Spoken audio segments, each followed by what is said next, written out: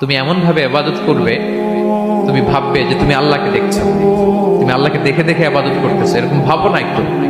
আর এটা ভাবতে যদি কষ্ট হয়, অন্তত এতটুকু তো ভাবো যে আল্লাহ তোমায় দেখছেন। এতটুকু ভাবা যাবে না?